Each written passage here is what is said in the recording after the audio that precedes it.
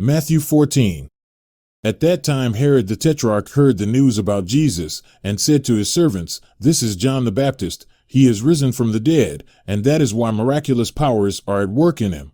For when Herod had John arrested, he bound him and put him in prison because of Herodias, the wife of his brother Philip. For John had been saying to him, "It is not lawful for you to have her."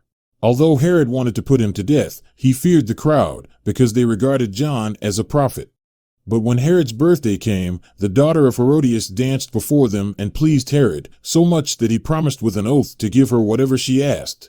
Having been prompted by her mother, she said, "Give me here on a platter the head of John the Baptist."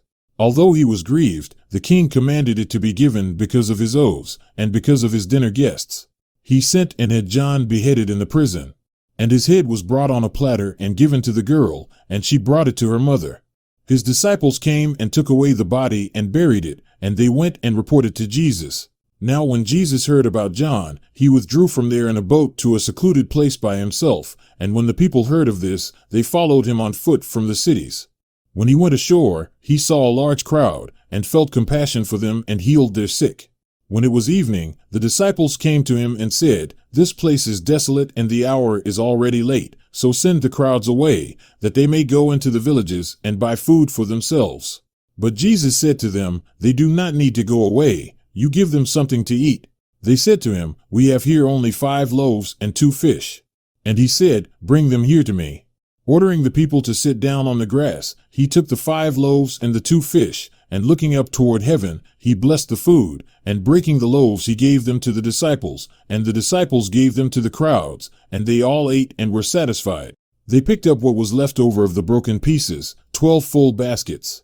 There were about 5,000 men who ate, besides women and children. Immediately he made the disciples get into the boat and go ahead of him to the other side, while he sent the crowds away. After he had sent the crowds away, he went up on the mountain by himself to pray, and when it was evening, he was there alone. But the boat was already a long distance from the land, battered by the waves, for the wind was contrary. And in the 4th watch of the night he came to them, walking on the sea. When the disciples saw him walking on the sea, they were terrified, and said, "It is a ghost." And they cried out in fear. But immediately Jesus spoke to them, saying, "Take courage, it is I, do not be afraid." Peter said to him, "Lord, if it is you, command me to come to you on the water." And he said, "Come."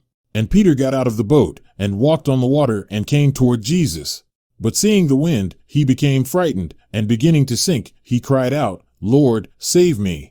Immediately Jesus stretched out his hand, and took hold of him, and said to him, "You of little faith, why did you doubt?" When they got into the boat, the wind stopped. And those who were in the boat worshipped him, saying, "You are certainly God's Son." When they had crossed over, they came to land at Gennesaret. And when the men of that place recognized him, they sent word into all that surrounding district and brought to him all who were sick, and they implored him that they might just touch the fringe of his cloak, and as many as touched it were cured.